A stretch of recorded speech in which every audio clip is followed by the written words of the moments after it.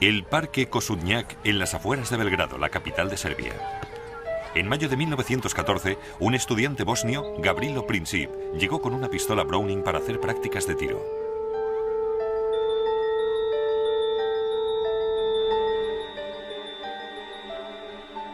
Princip tenía 19 años de edad. Según su instructor, no era muy buen tirador. Otros alumnos tenían más confianza en sí mismos. Siempre que Princip fallaba, la gente que miraba se reía de él. Eso le hacía llorar. En un lugar más discreto del bosque tenía la oportunidad de afinar la puntería disparándoles a los árboles. Su objetivo era mucho más ambicioso. Soy un seguidor de las ideas anarquistas radicales, que tienen como objetivo destruir el sistema actual mediante el terrorismo. En 1914, el deseo de Princip se vio cumplido. Primera Guerra Mundial.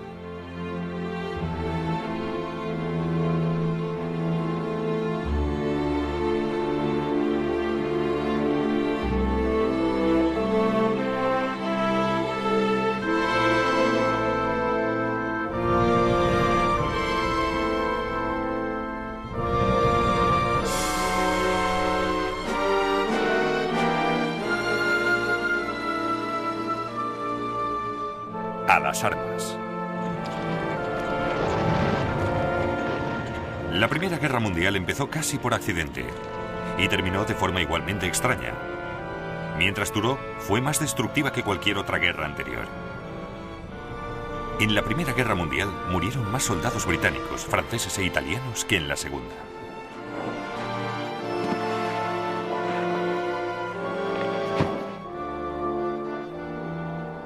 Fue el primer conflicto genuinamente global. No solo se luchó en los campos de Francia y Flandes, sino también en las montañas, los desiertos, por mar y aire. La Primera Guerra Mundial conformó el siglo XX. Desencadenó la Revolución Rusa. Situó a Estados Unidos como potencia mundial. Apenas 20 años después, los fallos de sus fracasados acuerdos de paz llevaron al mundo a una segunda y terrible guerra, y luego a la Guerra Fría. Pero las ideas por las que lucharon los hombres de 1914 siguen conformando nuestro mundo en la actualidad. Nacionalismo y democracia, el imperio de la ley internacional y los derechos de las naciones. Ahora, después del colapso del comunismo, el mapa de Europa se parece mucho al que fue dibujado tras la Primera Guerra Mundial. Vivimos con sus amargas y no resueltas consecuencias, en Oriente Medio y en los Balcanes. Y fue en los Balcanes donde todo empezó, hace casi 100 años.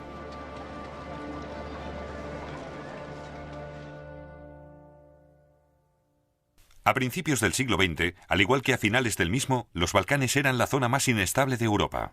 Aquí, 3 grandes imperios luchaban por el poder y la influencia: el austrohúngaro, el ruso y el otomano.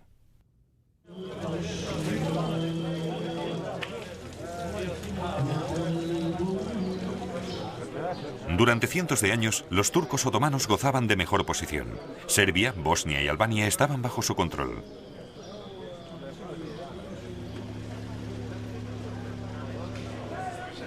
En Belgrado construyeron más de 80 mezquitas, pero a principios del siglo XX solo quedaba esta. Serbia había expulsado a los turcos y se había declarado reino eslavo independiente.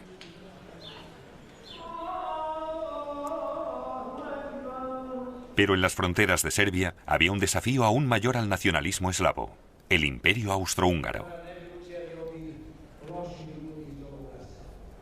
Los viejos turcos del sur se han marchado, pero llegan nuevos enemigos procedentes del norte, más temibles y peligrosos que los anteriores. Quieren arrebatarnos nuestra libertad y nuestra lengua y aplastarnos.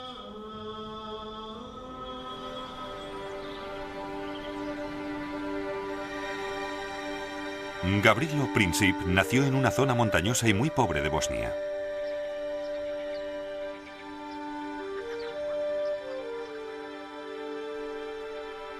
Su casa fue destruida en las guerras de los Balcanes de la década de los 90.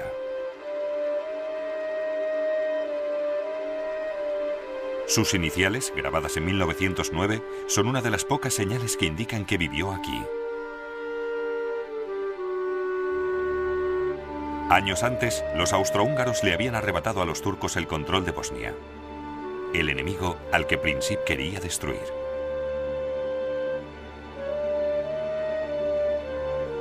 Su objetivo particular era el heredero al trono austrohúngaro, Francisco Fernando, miembro de la familia reinante, los Habsburgo.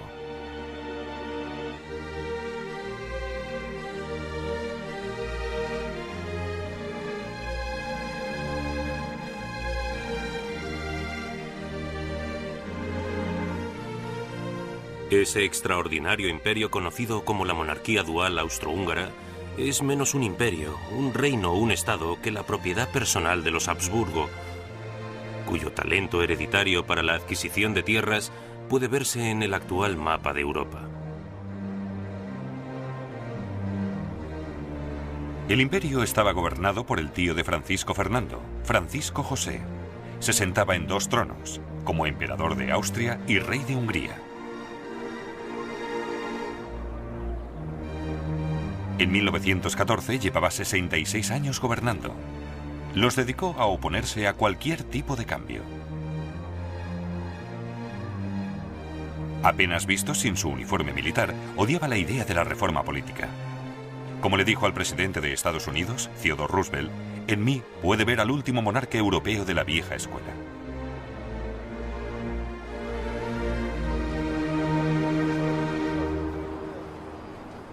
El imperio austrohúngaro era parte clave de la seguridad europea, un imperio multinacional que mantenía la paz en las fronteras occidentales. Viena, la capital, era uno de los grandes centros cosmopolitas de Europa. Este fue el imperio que produjo a Freud y a Mahler, a Schiele, Kafka y Strauss. Reunía a 10 nacionalidades por lo menos, no solo austríacos y húngaros, sino también checos, eslovacos, polacos, rumanos, italianos, croatas y bosnios. El Foreign Office británico preparó una guía para ayudar a saber quién era quién. Teutones, antieslavos, fuertes y desagradables. Inexpresivos, prácticos, tímidos y suspicaces, tacaños. Muy altos, de nariz grande. Eslovacos, ignorantes pero artísticos. Rutenios, salvajes e ignorantes pero... Checos, musicales. vigorosos, fuertes, intensamente nacionalistas. Pero también era un imperio que vivía en un estado de crisis permanente. Polacos, todos a favor de la independencia de Polonia. Serbobosnios, proyugoslavos, italianos, antiaustríacos. En todo el imperio, solo los húngaros y los austríacos tenían auténtico poder, pero los húngaros se negaban a compartirlo con los demás.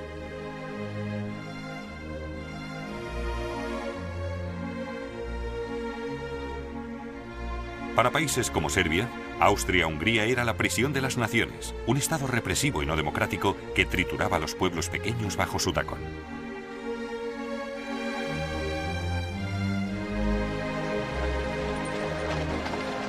En 1905 hubo manifestaciones nacionalistas en Viena.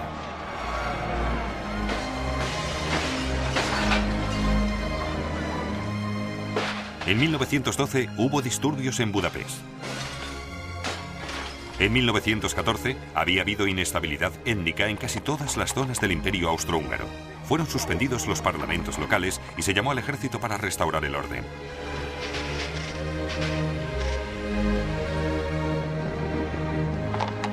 Los problemas domésticos del Imperio Austrohúngaro ofrecieron oportunidades a sus enemigos. Serbia quería el desmembramiento del imperio.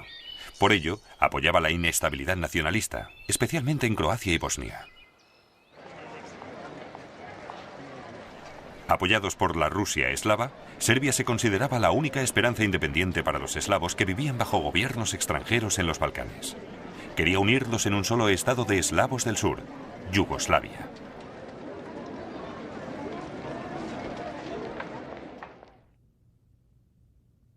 Dragutin Dimitrievich era oficial del ejército serbio. Se oponía a cualquier relación con Austria. La ciega rendición al abrazo de Austria es una vergonzosa traición a las tradiciones serbias. Soy consciente de que Serbia debe, con todas sus consecuencias, convertirse en el líder no solo de los serbios, sino de Yugoslavia. Dimitrievich creía que matando a los reyes podría conseguir cambios políticos. Le había dado buen resultado en el pasado. En 1903, capitaneó una revolución palaciega, matando al viejo rey de Serbia, demasiado cercano a Austria para el gusto del ejército, y poniendo a uno nuevo en su lugar. La multitud expresó una gran alegría.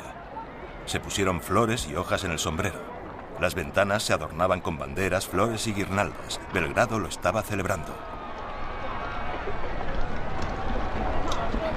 El resto del mundo estaba horrorizado por el sangriento golpe de Estado de Serbia. Serbia era tratado como un Estado rebelde. Un nido de revolucionarios, se quejó un ministro de Exteriores. Solo 2 países enviaron embajadores a la coronación del rey Pedro: Rusia, el gran aliado de Serbia, y Austria, su mayor enemigo.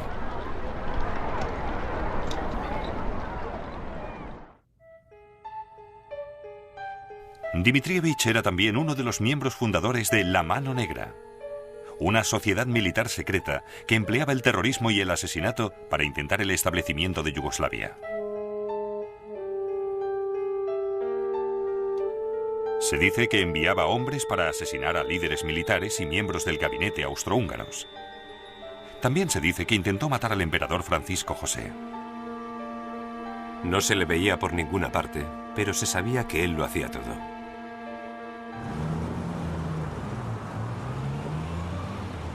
En la primavera de 1914, Gavrilo Princip también se encontraba en Belgrado hablando de la revolución con sus amigos.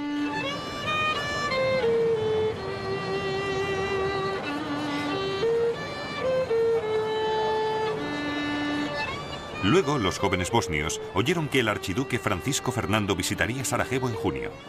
Esta era su oportunidad de llevar a cabo sus acciones.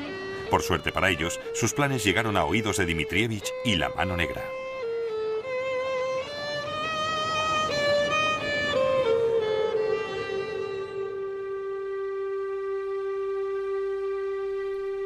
Dimitrievich trabajaba en la fortaleza Kalemegdan, en Belgrado, como jefe de la inteligencia militar serbia.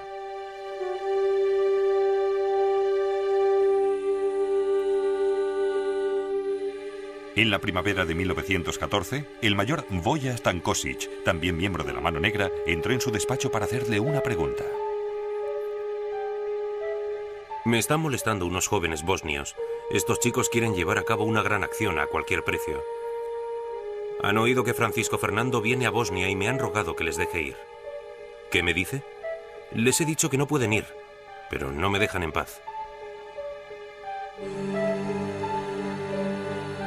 Francisco Fernando iba a Bosnia para observar las maniobras del ejército austrohúngaro en las colinas de Sarajevo.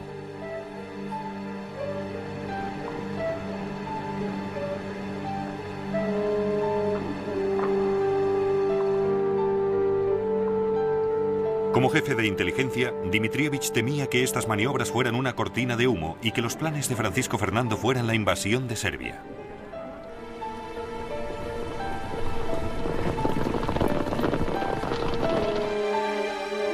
Como líder de La Mano Negra, creía que cualquier cosa que desestabilizara al imperio austrohúngaro era bueno para su querida Serbia. El plan de Princip para asesinar a Francisco Fernando le satisfacía plenamente. Bien, dijo, déjele ir.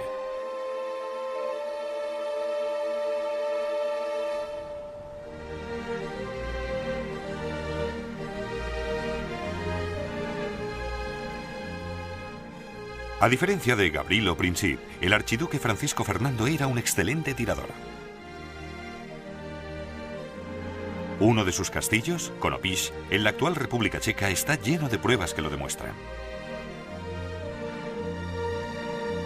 A los 50 años de edad, cazó 5.000 ciervos, así como otros 200.000 animales, todos cuidadosamente numerados. Cualquiera que alterara la paz del archiduque en Konopíš, entrando en sus tierras, como a veces ocurría con inocentes excursionistas en domingo, tenía que soportar los gritos de un propietario irascible y enfurecido que amenazaba con disparar a cualquiera que se atreviera a entrar en sus tierras una segunda vez. En 1914, Francisco Fernando esperaba ser emperador. Todo el mundo sabía que no pasaría mucho tiempo antes de que falleciera su tío. Incluso estaba listo el retrato oficial, Francisco Fernando con las grandes cruces y la banda que solo el emperador podía llevar. No tenía paciencia para las convenciones y etiquetas de la corte vienesa. Desafió a su tío casándose con Sofía Chotek, que no era de sangre real.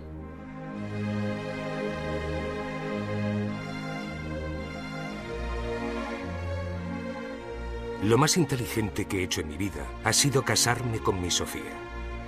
Ella lo es todo para mí. Mi esposa, mi consejera, mi médico, mi ángel de la guarda. En una palabra, mi felicidad. Francisco Fernando también tenía ideas radicales para la reforma política. Reconocía que cuanto menos poder tuvieran las minorías nacionalistas en el imperio, más buscarían la ayuda de otros países. El viejo sistema permitía a las etnias alemana y húngara dominar el gobierno. Era un sistema que no podía durar.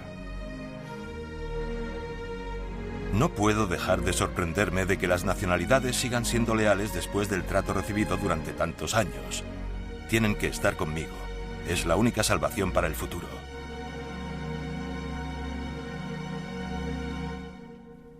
En 1914, el emperador alemán se reunió con Francisco Fernando en Konopisch. El Kaiser tenía una solución muy sencilla para enfrentarse a las problemáticas minorías nacionalistas. Los eslavos no nacen para gobernar, sino para obedecer, y debemos hacérselo entender. Y si imaginan que pueden buscar la salvación en Belgrado, debemos disuadirles de tal idea. Pero Francisco Fernando tenía una idea mejor. Él creía que una reforma política era la mejor forma de mantener en pie al imperio multinacional austríaco y proteger su propio futuro como emperador. Ordenó que trazaran este mapa para mostrar cómo el imperio de los Habsburgo podía convertirse en los Estados Unidos de la Gran Austria. Pero por encima de todo, Francisco Fernando quería evitar la guerra en los Balcanes. Una noche propuso un brindis después de una cena. Por la paz. ¿Qué conseguiríamos de una guerra con Serbia? Perderíamos la vida de hombres jóvenes y gastaríamos un dinero que podríamos emplear mejor en otros temas. ¿Y qué ganaríamos? Por todos los santos.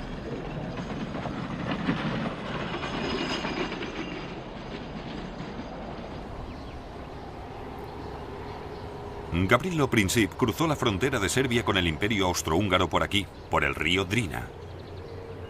Llegó en barca a la isla Isakovic, donde había un puesto militar serbio. Los soldados le ayudaron a llegar a Bosnia.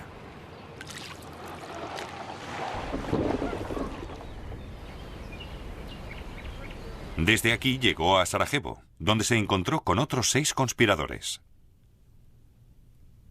El mayor serbio Tankosic les había proporcionado 4 pistolas, 6 bombas y píldoras para suicidarse en caso de que les capturaran. Ya se encontraban en Sarajevo cuando el 25 de junio Francisco Fernando llegó a las afueras de la capital. Tenían planeado atacarle 3 días más tarde, mientras iba en coche desde la estación del ferrocarril al ayuntamiento. Uno se situaría en el primer puente de esta carretera. Princip y los demás cubrirían el resto del camino.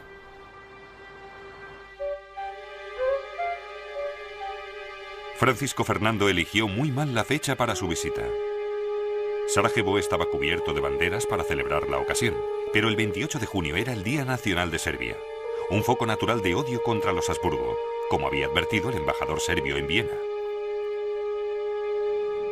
Esto causará un gran descontento. Algún joven serbio puede poner una bala de verdad en vez de una de fogueo en su arma y disparar. Por ello, sería conveniente que el archiduque Francisco Fernando no fuera a Sarajevo. Pero los austríacos se rieron de los temores del embajador. En la mañana del 28 de junio, Francisco Fernando y Sofía llegaron en tren a Sarajevo. A pesar de las advertencias, la seguridad era muy relajada. Los soldados no cubrían el recorrido, solo unos pocos policías.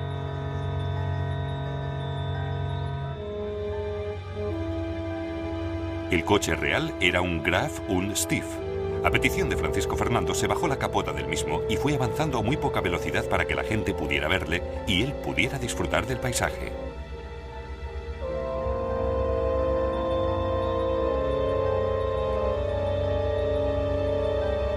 Cuando la comitiva pasó el primer puente, el conspirador que allí se encontraba lanzó su bomba.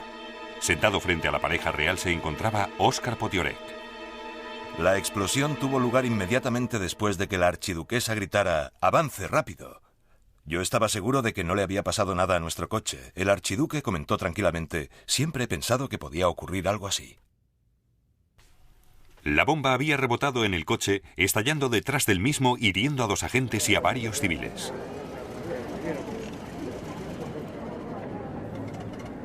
Francisco Fernando paró para interesarse por los heridos antes de salir a gran velocidad hacia el ayuntamiento. Allí, el alcalde de Sarajevo empezó con su discurso oficial de bienvenida. El archiduque le interrumpió. Señor alcalde, ¿de qué sirve su discurso? He venido como amigo a visitar Sarajevo y alguien me ha lanzado una bomba. Esto es un ultraje. Hasta ahora el plan de los jóvenes bosnios había fracasado. Francisco Fernando seguía con vida. La seguridad oficial estaba en estado de alerta. Gavrilo Princip ya se marchaba, pero se detuvo en la esquina de la calle Francisco José para comprar un bocadillo. Luego, su suerte cambió. Francisco Fernando había salido del ayuntamiento. Debería haber seguido el río viajando a gran velocidad para no dar oportunidad a los otros asesinos. Pero su chofer se equivocó al girar en la calle Francisco José.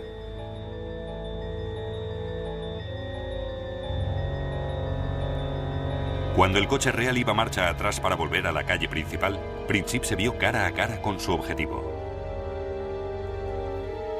En ese momento oí el disparo de una pistola, seguido de otro. Y en el mismo momento vi a un hombre que, frente a mí, era tirado al suelo por la gente que le rodeaba y el brillo del sable de un guardia de seguridad descendiendo sobre él. Un fino hilo de sangre salió disparado de la boca de Su Alteza y me dio en la mejilla derecha. La archiduquesa gritó: «Por todos los santos, ¿qué te ha pasado?». Luego resbaló del asiento y quedó en el suelo del coche. Supuse que solo se había desmayado. Luego oí que Su Alteza Imperial decía: «Sofía, Sofía, no te mueras. Has de seguir con vida por los niños». Le pregunté si le dolía mucho y claramente me dijo: «No es nada». Francisco Fernando y Sofía murieron camino al hospital.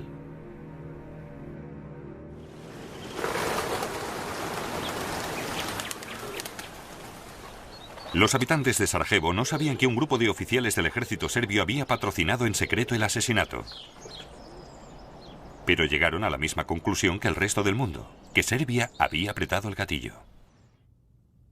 Los elementos proaustríacos que allí había se volvieron locos. La excitación del momento se transformó en furia contra todos y todo lo serbio. Tiendas, escuelas e iglesias serbias fueron arrasadas y saqueadas. Las calles se llenaron de muebles, ropas, bicicletas, libros, incluso iconos y cruces, retorcidas y ennegrecidas amontonadas en el arroyo.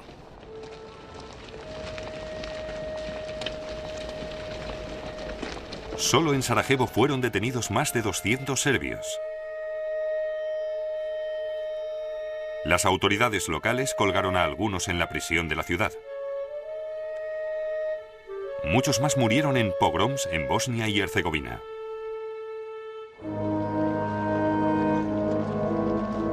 El 4 de julio tuvo lugar en Viena el funeral por Francisco Fernando y Sofía. Óscar Potiorek ya había escrito al Ministerio de Asuntos Exteriores pidiendo que el Imperio Austrohúngaro se vengara de Serbia.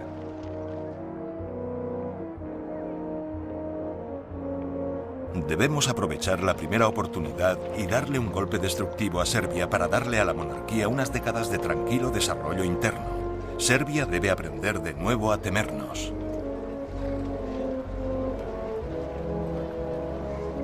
El jefe de Estado Mayor del Imperio Austrohúngaro, Konrad von Hotzendorf, estaba de acuerdo. Esta no es la acción de un solo fanático. Este asesinato representa la declaración de guerra de Serbia al Imperio Austrohúngaro. Si dejamos pasar esta ocasión, la monarquía se verá expuesta a nuevas explosiones de conflictos étnicos. El Imperio Austrohúngaro debe declarar la guerra por razones políticas.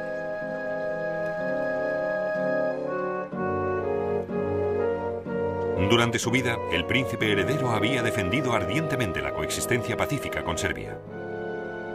Una vez muerto, se había convertido en una causa de guerra.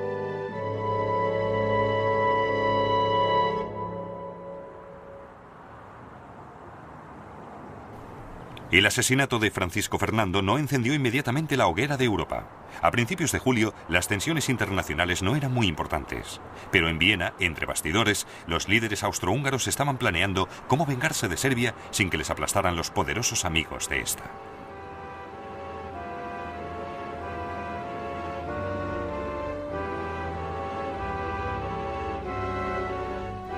Incluso antes del asesinato, Konrad Hotzendorf, jefe del Estado Mayor, había propuesto no menos de 20 veces declararle la guerra a Serbia. Ahora volvió a insistir en sus demandas. Le expresé a Su Majestad mi opinión de que la guerra con Serbia era inevitable. Eso es cierto, me dijo Su Majestad. Pero ¿cómo va a librar la guerra si todos, particularmente Rusia, van a atacarnos? Contamos con el apoyo de Alemania, le repliqué. Su Majestad me miró inquisitivamente y dijo, ¿está seguro de eso? Este fue el momento en el que lo que podía haber sido otra guerra en los Balcanes acabó convirtiéndose en la Primera Guerra Mundial. El emperador austrohúngaro, Francisco José, le pidió ayuda al Kaiser alemán. El 6 de julio recibió la respuesta que esperaba. El gobierno alemán mantiene la opinión de que nosotros debemos decidir lo que debe hacerse. Respecto a lo que nosotros decidamos, podemos estar seguros de que Alemania estará de nuestro lado, ya que es un fiel aliado y un amigo de nuestra monarquía.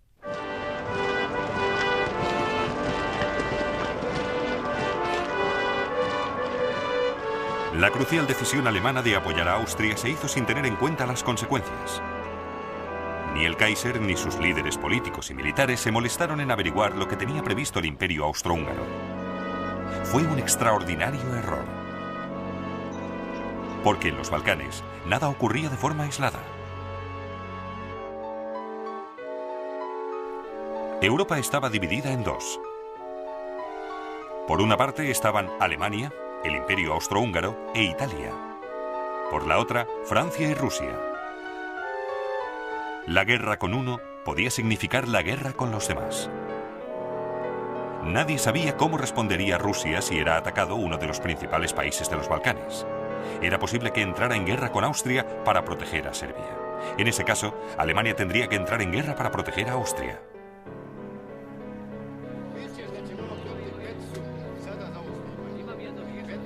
Los alemanes pensaron que tal vez los rusos no participarían.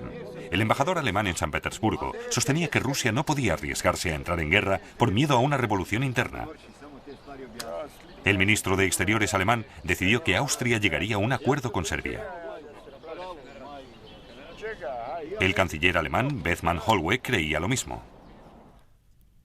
El crimen de Sarajevo es censurable, pero políticamente podría tener el resultado positivo de que Rusia sienta cierta repulsa por los serbios.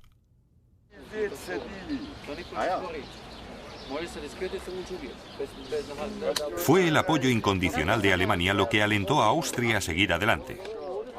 Pero en 1914, lejos de arrastrar al mundo a una guerra debido a una agresión, Alemania estaba presionando a este por culpa de su incompetencia e ilusiones. El Kaiser estaba tan seguro de que no estallaría la guerra que se fue de vacaciones.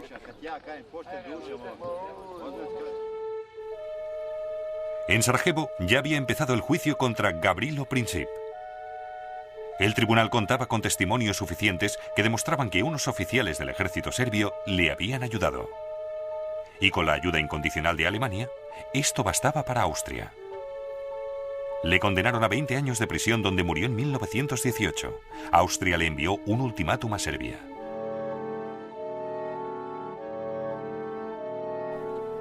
Este documento fue la excusa de Austria para ir a la guerra. Sus demandas eran tan extremas e insultantes que Serbia no podía aceptarlas. Pero en el caso de que las aceptara, el embajador austríaco en Belgrado recibió la orden de considerar cualquier respuesta como inaceptable. Entregó el ultimátum a las 6 de la tarde del 23 de julio de 1914. Slavka Mihailovich era médico en Belgrado. La noticia del ultimátum se propagó rápidamente y muy pronto cundió la alarma. Las calles y los bares estaban llenos de gente ansiosa. Todo el mundo se preguntaba qué respuesta daría nuestro gobierno, si podría evitarse una nueva guerra.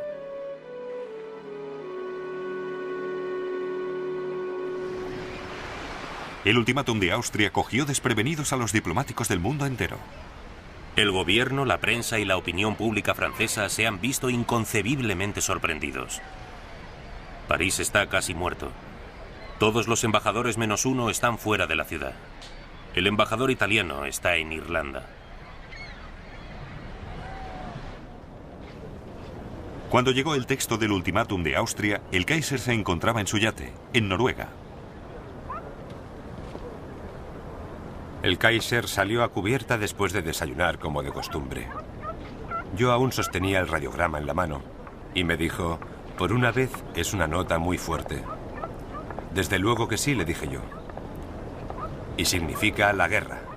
A lo que el Kaiser comentó que Serbia jamás se arriesgaría a una guerra. Es posible que de haberse hallado sola no se hubiera arriesgado.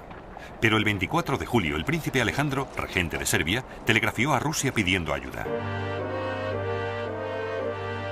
En San Petersburgo, el ministro de Exteriores ruso le habló claramente al embajador británico.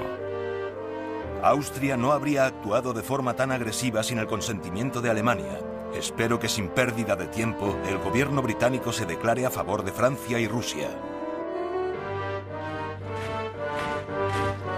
Rusia estaba convencida de que Alemania era más belicista. El 26 de julio llamó a sus reservistas. Este fue el segundo paso más importante de la crisis, como advirtió el 28 de julio Edward Grey, secretario de Exteriores británico. Desde el momento en que la disputa deje de ser un asunto entre el Imperio Austrohúngaro y Serbia y se convierta en uno en el que esté implicada otra gran potencia, solo puede terminar en la mayor catástrofe que haya sufrido el continente europeo. Ese mismo día el Imperio Austrohúngaro le declaró la guerra a Serbia.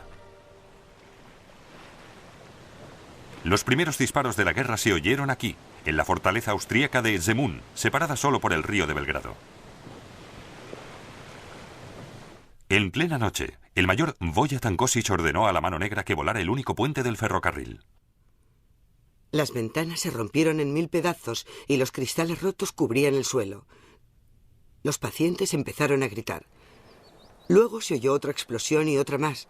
Era cierto, la guerra había empezado.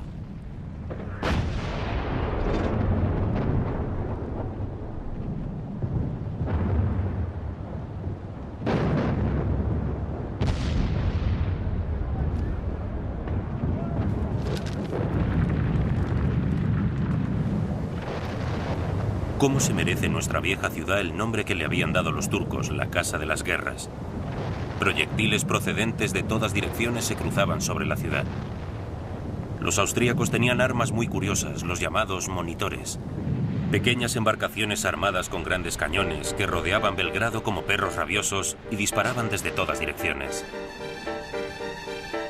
Sin embargo, aún era una guerra entre el Imperio Austrohúngaro y Serbia. El 29 de julio, mientras los proyectiles caían sobre Belgrado, hubo un último intento para que así siguiera. Una serie de telegramas de última hora cruzaron Europa. Del zar al Kaiser, de primo a primo. Querido Guillermo, se ha declarado una guerra innoble contra un país débil. La indignación en Rusia no tiene límites. Querido Nicolás, estoy ejerciendo toda mi influencia sobre los austríacos. Espero que tú me ayudes a suavizar cualquier dificultad que pueda presentarse.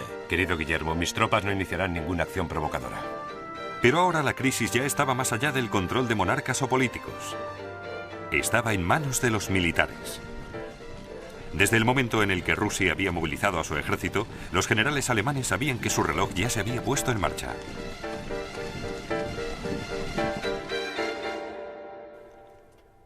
La alianza entre Francia y Rusia significaba que Alemania tenía dos frentes que defender. Su única esperanza era enfrentarse a Francia en el oeste antes de que el grueso del ejército ruso la invadiera por el este. Esto no dejaba tiempo a esperar. Para Alemania, la movilización rusa significaba la guerra.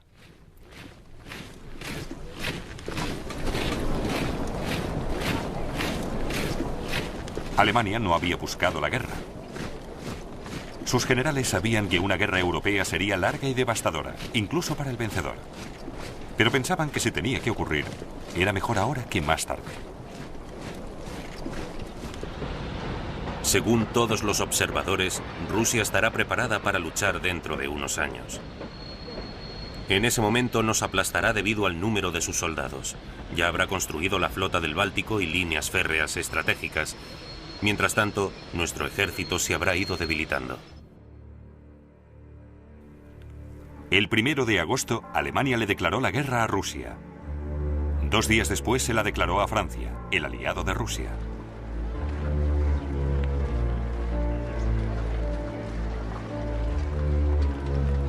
Por toda Europa, 10 millones de hombres marchaban a la guerra. A pesar de la música y las banderas, muchos de ellos fueron a la guerra de mala gana. ¿A dónde nos dirigimos? ¿A Francia? ¿A Bélgica? ¿O al este? En la estación la gente agitaba la mano en señal de despedida, algunos con un pañuelo. Yo pensé en mi esposa e hijos solos en casa. De hecho, no era solo un pensamiento, sino una terrible sombra que revoloteaba sobre mi alma.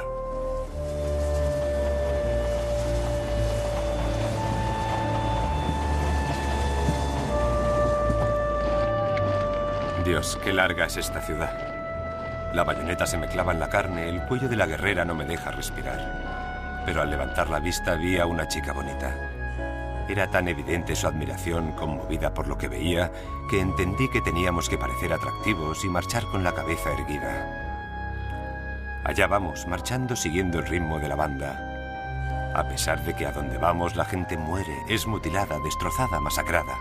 En la formación mis compañeros se irguieron al verla.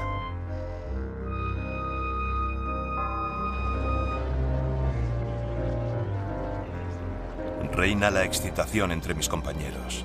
Los solteros están tranquilos, incluso bromean sobre ello. Los padres de familia están deprimidos. Algunos dicen que no conseguiremos nada de esta guerra. Los alemanes nos vencerán. ¿Qué ganamos nosotros, los campesinos? ¿Por qué tenemos que luchar por unos serbios ofendidos? Los líderes aún sabían menos que sus hombres por qué estaban luchando. No sabían cuáles eran los objetivos de guerra. Alemania y Austria, Serbia, Rusia y Francia estaban convencidos de que la suya era una guerra defensiva a la que otros les habían obligado a ir.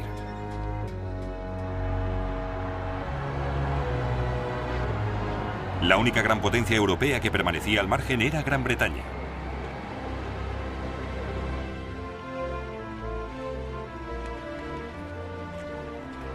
El 2 de agosto de 1914, Gran Bretaña seguía en paz, pero solo temporalmente. Hemos vivido un estado de gran nerviosismo, ya que han llamado a los reservistas y las vías férreas están fuertemente protegidas. Todo señala que ya tenemos encima la gran guerra que desde hace tanto tiempo temíamos. Pero Gran Bretaña era la única gran potencia que no podía alegar que era víctima de una agresión. Nadie la había atacado, así que, ¿por qué luchar? Realmente no era para defender los derechos de las naciones pequeñas, por lo menos no los de Serbia, según el Manchester Guardian. Si fuera físicamente posible arrastrar a Serbia a alta mar y hundirla, por fin el aire de Europa parecería más limpio. Gran Bretaña tampoco estaba obligada por ningún tratado, como aseguró al Parlamento Edward Grey, secretario de Exteriores. No formamos parte de la alianza franco-rusa. Ni siquiera conocemos los términos de la alianza.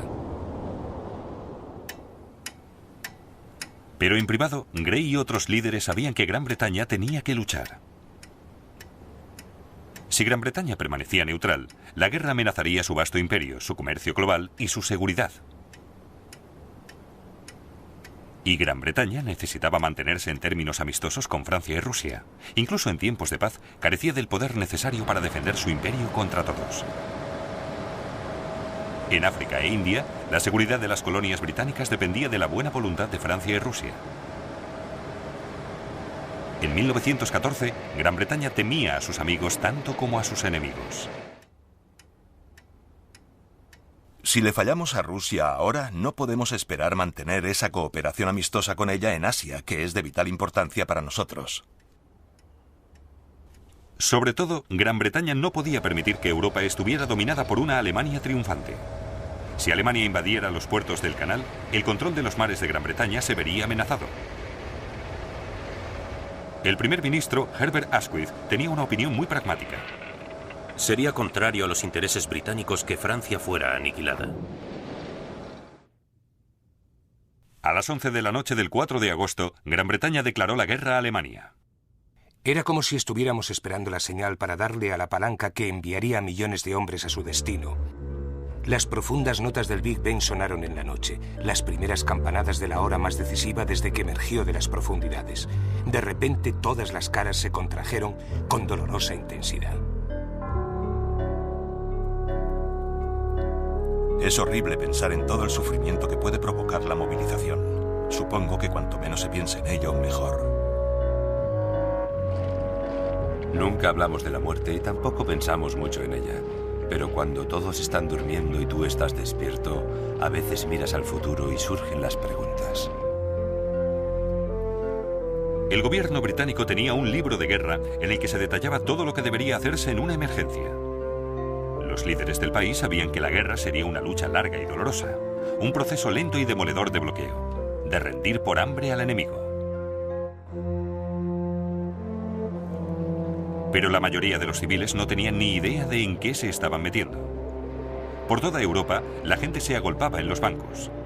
El ministro de Finanzas francés le dijo a un general británico que la guerra no podría durar más de un año porque se agotaría el dinero para financiarla.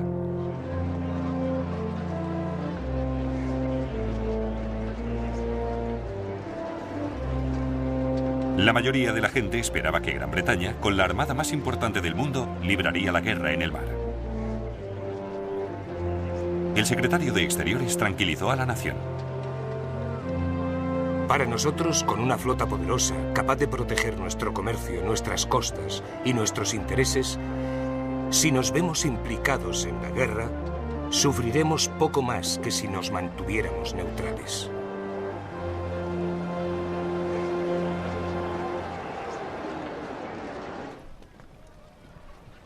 Bert Fielder era sargento de los Marines Reales. Tranquilizó a su esposa. Mi querida Nell, no creo que esta guerra sea ni la mitad de mala de lo que la gente espera.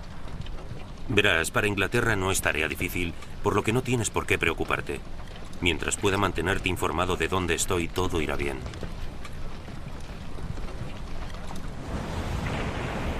Pero las armas con las que el mundo empezó la guerra eran tan nuevas que muy pocas habían sido utilizadas en un campo de batalla. Hacía menos de 10 años que los países se habían dotado de acorazados y submarinos. Nadie sabía cómo utilizarlos. Todas las potencias europeas habían estado acumulando nuevas piezas de artillería, ametralladoras y proyectiles explosivos. Pero ninguna de ellas había participado en una guerra importante en Europa en 40 años. La crisis había empezado en los Balcanes. Y cuando los austríacos se enfrentaron a los serbios, la Primera Guerra Mundial comenzó aquí de la misma forma que seguiría en todas partes. Una guerra en la que resurgirían las viejas rencillas y se olvidaría el libro de normas.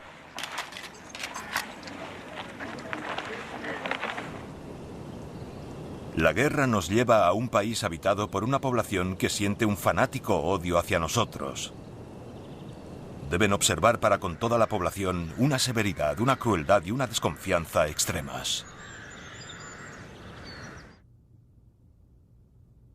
En algunos sectores, los civiles serbios combatieron en una guerra de guerrillas, no con uniforme ni en un ejército regular. A los austríacos les resultaba difícil saber quién era el enemigo y quién no. Pero las represalias contra el pueblo serbio fueron muy crueles.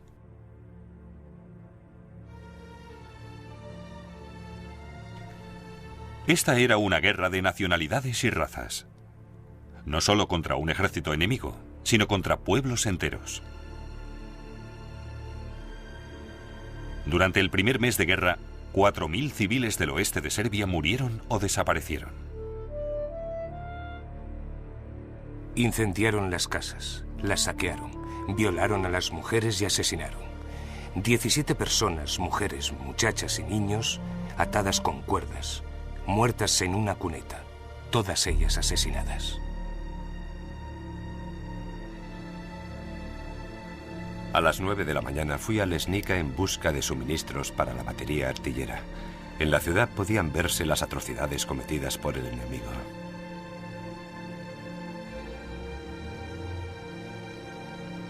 Diez personas, entre ellas algunos niños, habían sido colgadas cerca de la iglesia.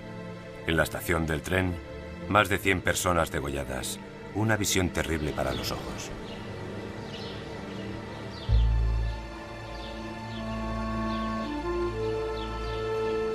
En la ciudad serbia de Priniavor, esta capilla recuerda a aquellos que murieron. El gobierno serbio pidió un informe sobre las masacres a Rudolf Reis, un médico suizo. Las masacres de la población civil fueron sistemáticamente organizadas por el mando del ejército invasor. Toda la responsabilidad debe recaer en el mando, y también el deshonor en el que ha caído este ejército.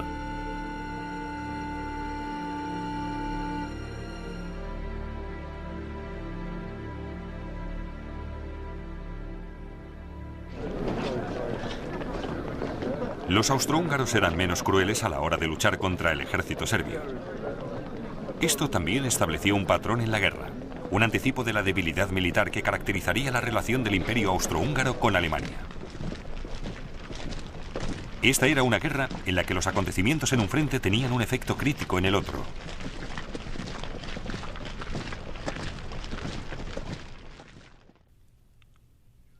Alemania confiaba que en su aliado, el Imperio austrohúngaro, se centrara en el frente oriental.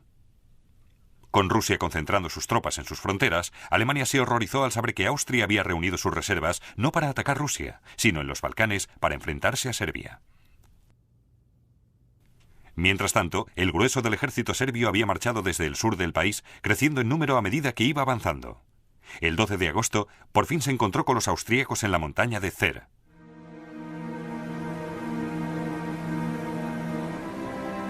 Los serbios ocupaban unas fuertes posiciones defensivas en la montaña y esperaban a que los austríacos cayeran en la trampa.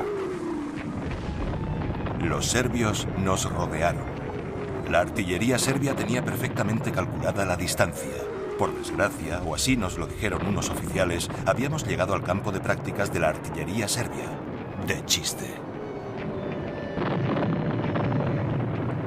Los serbios repelieron fácilmente el ataque austrohúngaro. Podíamos ver cómo el enemigo se retiraba a lo largo del río. Su convoy de municiones dejó sus carros en el valle y huyeron todos tan pronto les alcanzó nuestra artillería. ¿Un ejército derrotado? No. Una masa incontrolada corriendo hacia la frontera presa de un terror insensato. Los conductores fustigaban a los caballos, oficiales y soldados se abrían paso por entre las columnas de carros.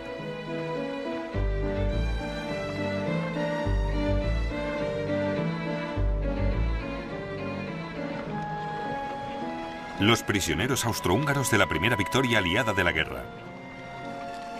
Austria había supuesto que Serbia sería un objetivo fácil, una venganza rápida por el asesinato de Francisco Fernando. Pero Serbia había dispersado al ejército austríaco. Las victorias de 1914 le costaron a Serbia 130.000 hombres. No murieron en vano, se lee en la inscripción en este monumento a los muertos serbios. Todas las naciones aprenderían que nada de esta guerra sería ni fácil, ni rápido, ni limpio.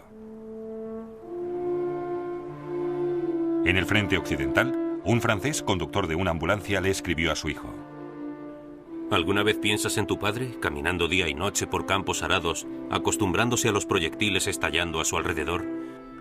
Me gustaría tener noticias tuyas. ¿Cómo va el colegio? No te des prisa en aprender la geografía de Europa.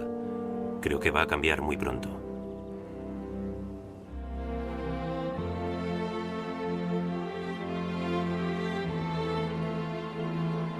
En el próximo episodio de La Primera Guerra Mundial, los ejércitos alemanes entran en Bélgica y Francia dejando un rastro de atrocidades.